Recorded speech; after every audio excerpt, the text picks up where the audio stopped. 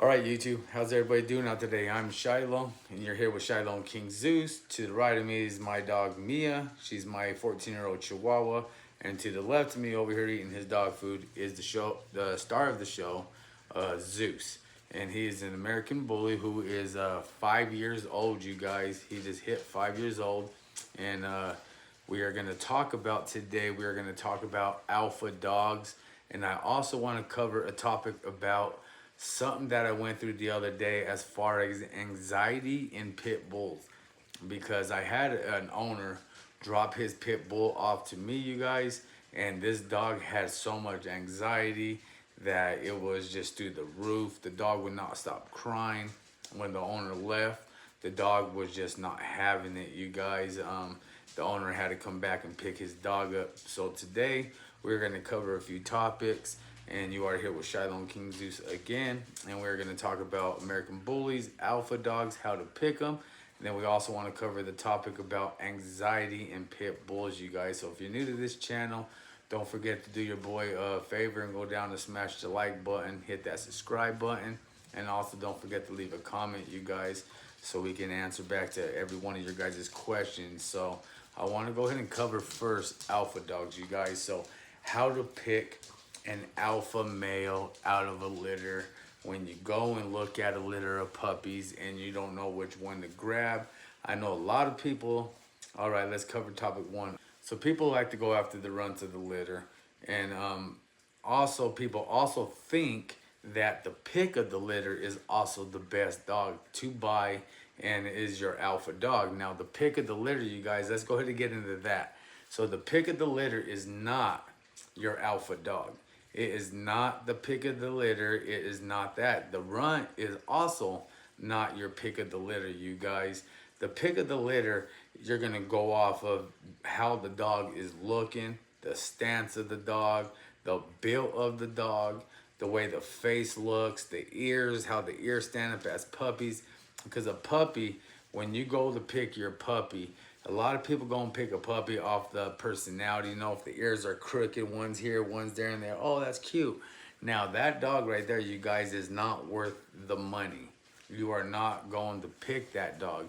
You don't really want to pick that dog, you guys. You want to go after the dog that has a perfect form, a perfect puppy. So you will know in a perfect puppy, because the puppy will come up, ears will be straight up in pit bulls, and they'll be just like this. It has a nice form.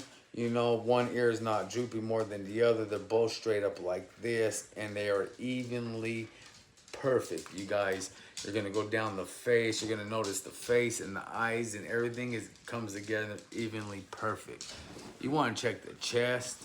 You want to check when he stands up, how the head looks as it comes down through the body of the spine and down the tail. You want to look at all that. All that is all that defines an alpha male, you guys.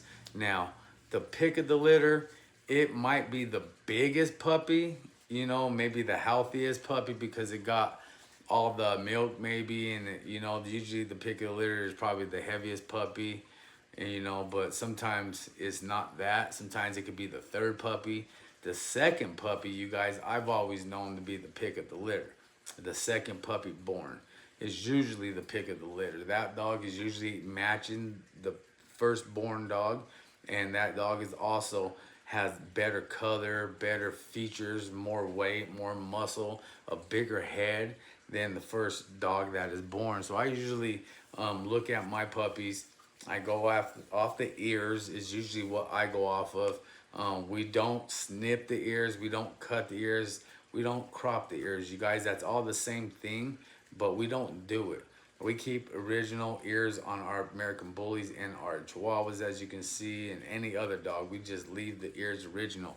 That's what makes a money dog, you guys, especially in a pit bull. A lot of people think a clip ear. No, it's not it, you guys. Clip ears is, you'll ruin your dog when you do that. One, the dog can't block out sound that it would love to block out. It hears everything. So it kind of drives pit bulls crazy when you crop their ears, you know, so we don't do it over here at all. We just don't do it, you guys. So first, you're gonna go off of how to pick an alpha puppy. You're gonna go off the ears. The ears are gonna be the number one thing you're gonna look at. And then you're gonna make sure they are perfectly even, stand up straight. They are nice. Both ears are looking right at you, and the everything is just perfect. You know, like the right here in the scalp of the head when it comes down and into the ears, like that. Everything has to be nice in that puppy. You're looking for the square snout, the nice square head, because the square head is what's gonna blow up and be the bulk is. You're not looking for that pointy snout. You know, a lot of dogs have that more of a longer snout. You can go for that, but the more of a square head, you know, it's gonna be more of the show dog, and it's gonna make you your more money when it comes to being an alpha male. You know what I mean? Females are the same thing. Females, you can't just go and get any female and just breed a female and just be like, okay, I'm charging $700 a puppy, and this is what I'm selling it for, because your female has to be a top queen. You know, she has to be perfect. She has to be just like that male. So if you have a female with the perfect ears, she has a perfect, nice, fat head. She got a big, broad chest. She's putting out a nice, good stance. And you got a male sitting right next to her, a lot bigger than the female, but they both look perfect. They got that nice, perfect head, that perfect face. Now you got you some money making puppies, because the minute somebody reaches out to me, they're gonna ask for the father and they're gonna ask for a picture of the mother. And that is what's gonna sell your puppies, because they're going off of the parents. They're like, okay, what do the parents look like? And we're gonna go off of the parents, you know, and that's how you sell your puppy. So if you go, remember you guys, if you go to pull your litter and you're going for the puppy, don't go for the first one that looks the cutest. Go for the one that looks the best, and grab that one. Try not to get the biggest puppy, because sometimes the biggest puppy can have the most messed up features, you guys, the most problems. So it can come with a lot of like allergies, heart issues. It could come with a lot of problems, you know what I mean? So make sure you pick your puppies right, you guys, when it comes to picking your alpha male. All right, you guys, so that's topic one. And remember, don't forget to go down there and smash that subscribe button, you guys. Show the love. And let's go ahead and talk about anxiety now, you guys. Now, this is a big topic, because this dog, and this is a true story, just happened the other day. So the owner brought me his dog. You know, he couldn't keep the dog no more. The dog, he's had the dog for 2 years. All right, yeah, 2 years, and he couldn't keep the dog no more. It was a female. She was a red nose, and he asked me if I can take it in for a little while until he can get enough money up to pay for his dog fee at his apartments. I was like, okay, go ahead and bring the dog over. Let's introduce him to Zeus, and let's see we go from there. He brought the dog over. She was malnutrition. She wasn't eating good. You can tell she was kind of like depressed. You could see the anxiety in her. And it was kind of weird, you guys, because this dog was just like nervous, and ears straight back, tail tucked straight under. It was just straight unsure, sniffing everywhere, eyes fixated. And I was like, man. So we finally got the dog to calm down right before the owner left, and the dog was doing good. But once the owner left, now that's when the dog decided to have its fits. It started crying like I've never heard a dog cry before for its owner. It started howling, you guys. I've never heard pit bulls howl and whine the way this pit bull was. Not only did it cry all night, it cried all day for this guy. So finally, the next day, I finally reached back out to the guy and told him, you know, like, hey, your dog is really crying. It is not doing well. It's showing a lot of anxiety, separational anxiety. It had a lot of depression because it knew that it was going to be took somewhere and rehomed. So the dog was just like, man, I don't want to be here. And don't get me wrong, you can see these dogs are happy. You got the Chihuahua over here chilling on the couch. My bullies over here on the chair, the sofa, just chilling. They eat, they're in the house. They don't stay outside. They get baths once every other day. You know, these dogs are well kept. And this dog didn't want nothing to do with it. It was like, no, please take me back over there where, you know, like I'm gonna just be mistreated or whatever. And that is the problem, you guys, is um, being mistreated. You know what I mean? Like dogs, you can mistreat dogs. That's the crazy thing about it, is you can mistreat them, you can starve them, you can beat them, and in the end, they're gonna still love you. They're still gonna cry for you.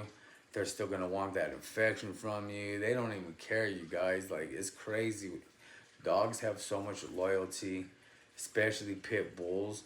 Pit bulls seem to give you their loyal faster, and they seem to attach themselves to you more than another dog. Like this Chihuahua here, she don't give a shit. If I was to take her somewhere and keep her overnight with like my sister or my kids or somebody, she'd be like, peace. But my bullies, he'd be like, no, I ain't having it. I don't want you to leave me. My pit bulls, they'd be like, no, I don't want you to leave me. So it's just anxiety, you guys. Watch your pit bulls, you know. It's good to love them and give them that affection, but try not to give them too much, because too much affection could cause a bad dog. And it can make a good dog go bad, you know what I mean? Like, too much affection can make separation anxiety, you guys. And the dog now is doing good. It's back home, and hopefully everything is okay with it, you know. Like, they were gonna try to hide the dog for a week and a half until they got their check. Hopefully they were able to do so, you know what I mean? I feel for the people, you know. I understand what it's like to go through losing your dog, or feeling like you have to give your dog up, especially after having your dog for that long. The dog is great with their kids. I mean, don't get me wrong, this dog is amazing, you guys. And again, it's a red-nosed pit bull. We don't see them no more down here in Salt Lake City, Utah. No more. We don't get no more red noses. It's kind of weird. Everybody's bringing in blue noses, and it seems like everybody's running around with American bullies these days, XLs, and that's what they want, you know. And we're starting to see the Canos arriving here in Utah. People are showing up with the Cano dogs, y'all. Man, those are big dogs. I seen one the other day down at Petco. They're pretty big. Dog was only 6 months old. It was already 100 pounds. It's a big dog, you guys. A lot of responsibility right there. But we're gonna go ahead and leave you guys with that topic. Remember, topic 1, how to pick a alpha male. Topic 2, anxiety with your pit bulls, how to avoid it. Remember, just too much affection will cause that anxiety, you guys. So just avoid too much affection, a lot of obedience. And the dog needs to know its place. It needs to know that it's a dog, you know. It can't be crying and whining and howling all night long because it's not getting its way or whatever. That's the owner's fault for the dog acting the way it's acting.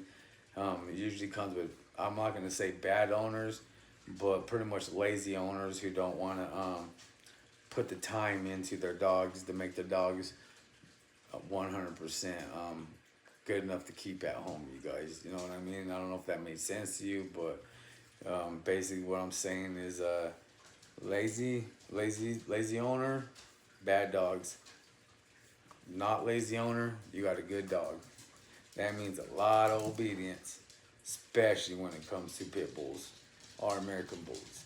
All right, you guys, remember, somewhere out there's a pit bull needs saving, so go save yourself a pit bull and do yourself a bit of good and show some love, you guys. All right, God bless you.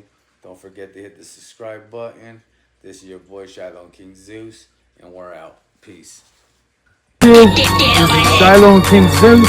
Welcome to our channel. If you're new, hit that like, hit that subscribe button, and stay tuned.